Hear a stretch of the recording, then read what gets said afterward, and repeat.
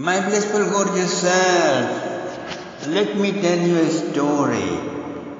A ship sank in the sea and only one person survived. He swam and reached to an island shore. He found it was no man's land, full of wilderness. He waited days and weeks somebody would come and save him. But months after months passed, no one came. Slowly and sadly, he stopped waiting and he began enjoying a nice sea breeze, sunshine and silvery beaches and the silence. After 5 years, a ship passed that way. It was from his own country. They were his people from his own town also. They were so happy to see each other that they found him. They were happy, very deliriously happy. But when they asked him to board the ship to return home, he plunged into a serious thought. Let us go, what are you thinking? They demanded. So long it is that wife and children are crying for you. He said, may I see some newspaper from your world, please? They ran down to the ship and fetched some and handed over to him. He skimmed them briefly and blurted out, you take care of your world and these happenings. I refuse to go back. They were shocked. And with great surprise they stared at him if he had gone crazy. No, I am not crazy, he answered. In these 5 years, the peace, the silence, the quietness, the placidity, the serenity, the divinity I have experienced, I never got that in my 50 years of successful life in that big glamorous world of yours. It was my great good fortune, God's mercy on me that ship sank and I landed on this lonely island. Had I not been here, I would have never known in which asylum I had been living since last 50 years. My dear friends, I am sorry to tell you that we all are part of this big asylum. We are born in it, grown in it, and live with so-called fun and pleasure. We never feel what was to be achieved in life was just slipped away, my dear friends. What we call happiness or peace has no connection at all with what really happiness is, what really peace is. Now, it's not possible that all of us go on a voyage and a storm come and our ship sink. It is also not possible that each of us would find an empty island and attain to true silence. To me, myself, it took almost 2 years to start enjoying the silence, the man said. But it is definitely possible to discover that island within ourselves. And the inner island, and there is a process to be in there, okay? There are conflicts and debate and struggle between different religions and cults and kabilas and tribes. There is only one thing which is beyond conflict, and that is enlightenment, that is nirvana, that is brahmatmakya, that is experiencing the absolute reality beyond relativity. When you become enlightened, or as soon as you start working on yourself for enlightenment, you are obviously set in tune with the cosmic law, and the universe starts receiving positive vibrations from you The positive vibrations are emanating from you, and the universe starts receiving positive vibrations from you, and then in return you receive peace, freedom, joy and love from all sides. So join us for this incredible saga of enlightenment. Every evening we meet here from 3 to 4 p.m. afternoon. For aspirants of different tastes and temperament and level of consciousness, we have about 100 techniques of meditations. Okay? So bring a spark, a jink, a illustriousness in your life. Let it not be neglected at all, at any cost. When you call happiness, enlightenment does not call it happiness, okay? What you call happiness, the enlightenment or the state of cosmic consciousness does not call it happiness.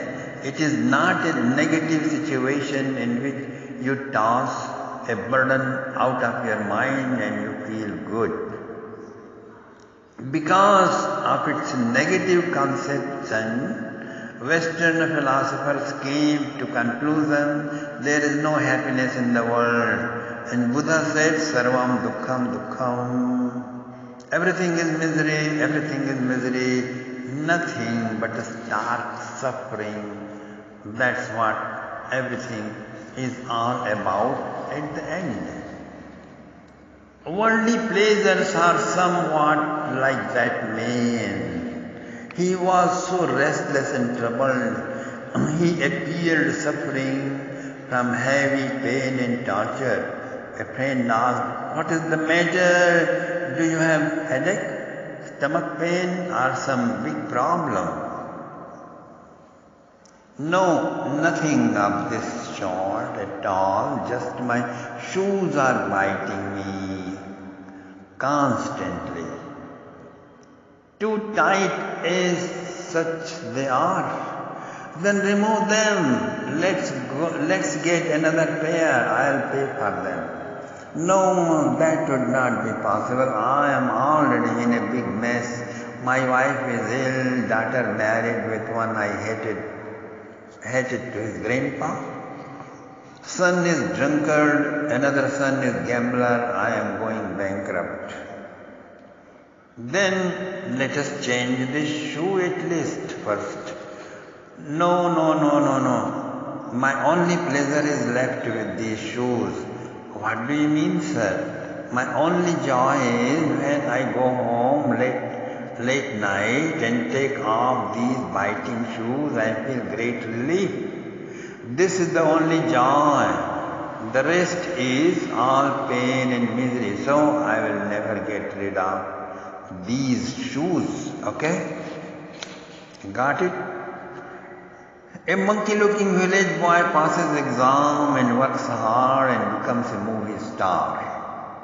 He is so excited. He marries with similar boredom-escaping puff or wow-looking girl and cat-looking girl, teeth showing, nosy, quarrelsome girl, and feels wonderful.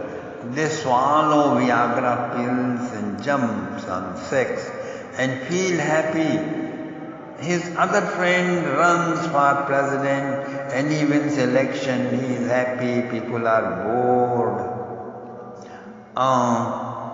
They socialize and talk of this man and that woman and that radio news, that TV shows and gossips. They feel happy. My dear friends, happiness is not like a sneeze to get unburdened and feel fine. Happiness is not just an ejaculation. Happiness is a positive experience.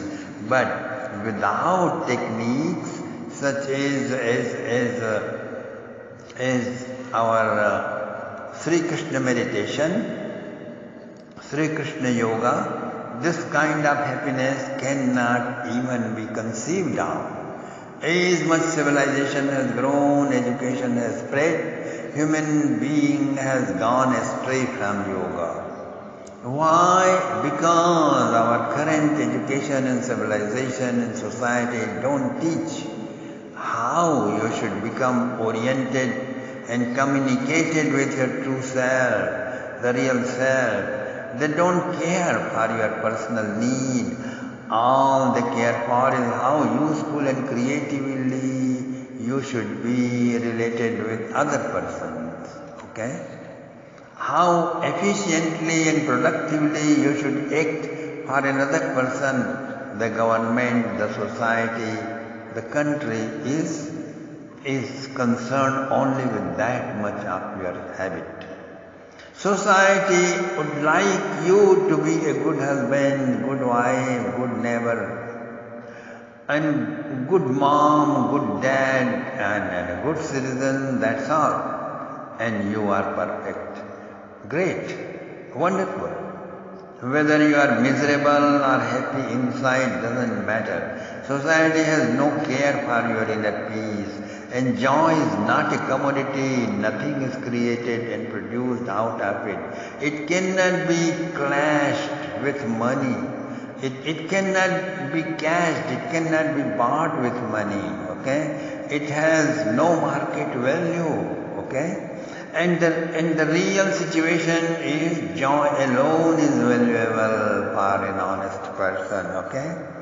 It is for joy you are piling up heaps of dollars. Society has taught this is the only way, but old age comes and piles of dollars fail to give you peace. When you discover the deception of society, deception of government, deception of civilization, it is already too late. And by then you have already lost the other greater commodity, that is time. Even if you are disillusioned by them, you are already programmed in that system that you train your sons and daughters in the same pattern. All the Westerners who are rushing down to Rishikesh, to the Himalayas, to Vrindavan have already discovered that they have been cheated up. They are disillusioned, but they are unable to get rid of old programmings. Electrode is already set inside their brain. That's why they sit along with like-minded semi-utilitarianism, okay? All these ashrams and institutions provide them with that. As soon as you turn modern and civilized, utilitarianism is infused in your bloodstream, in your impulses of your brain, okay? Actually, then you have lost the utility of life itself, because love, bliss, silence are the need of life, but they have no utility in the market. When you run into utilitarian direction, only market remains in the name of life. Only business is all that you can do and nothing else. Then life becomes a joint of lots of worries. You may paste up posters all around on your head, even on your forehead, that don't worry, be happy, but inside your head, your brain will be cooking up with anxiety and boredom. See, this Sri Krishna meditation, Sri Krishna yoga is a search for that dimension of life where just acting, expecting nothing, or doing nothing, just existing becomes the source of tremendous bliss you never ever knew about. Sometime at the dawn or dusk at sea beach, on a hilltop, looking at the full moon to the blooming flower accidentally, some of you have perceived the glimpse of this inner silence. Through Sri Krishna meditation, we organize these glimpses in our center, we spread it out and transform our life into a colossal illumination of inner peace, love and bliss. Sri Krishna meditation is the capacity of each one of us. It is our right. The day we are born with this potentiality. Therefore, it is not alien but natural and easy to be familiar with it. In the Western glamours of wealth, pomp and show, India is framed as third world country.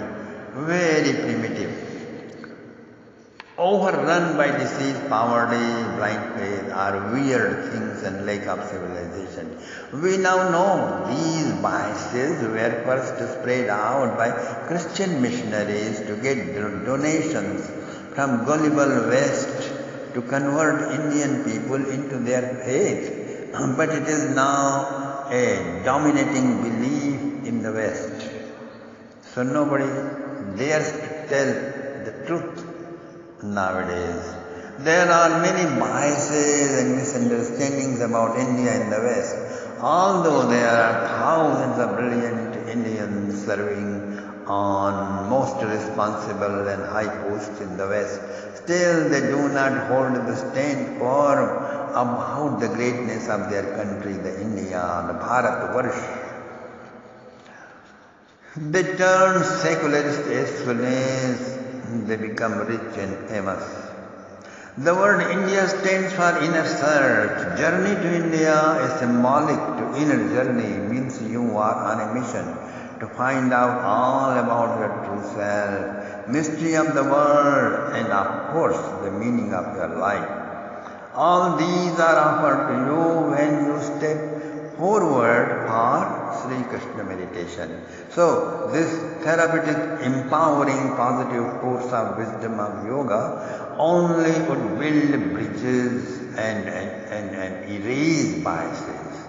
This is what the nation of India stands for since the last thousands of years. Great prosperity of ancient India, which lured Alexander and Mughals and British, was just a small gift of this wisdom to give utterance to the soul of our nation, to give a voice to original face of our culture, society and archetype humanity.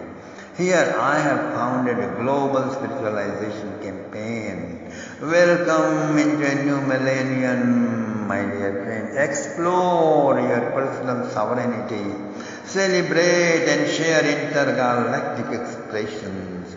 Okay, how to do that? The first step into it is having a searching heart, expanding and melting heart. So what kind of heart required for Sri Krishna meditation, my dear friends? जो तेरी निगाहों का बिस्मिल नहीं है, कहने को दिल है मगर दिल नहीं है. Unless and until you risk all accomplishments, big fame and fortune of your life, you have no heart for Krishna meditation, okay? So develop a quest. तड़ित की मुस्कान में वह कौन है, सुरभि बन जो थपकियां देता मुझे, नींद के उच्छ्वास सा वह कौन है, स्वप्नशाला में यवन का डाल जो सब ध्रुवों को खोलता वह कौन है. Ask who is it, smiling through the light of lightnings, patting with the aroma of his presence, with the condensed relaxation of all my sleeps, sending me messages of unbounded love and bliss. Who is it? Who are you? Sir वो क्या है कि जिस sir में न हो सौदा तेरा, दिल वो क्या दिल है कि जिसमें तेरी याद न हो. The head which has no longing, no loony quest for Sri Krishna. Is it a head? Is it a heart? Or just a clay jar? Is it a heart or trash bin which has no remembrance of Sri Krishna? And no tormentation to meet Sri Krishna or listen about him?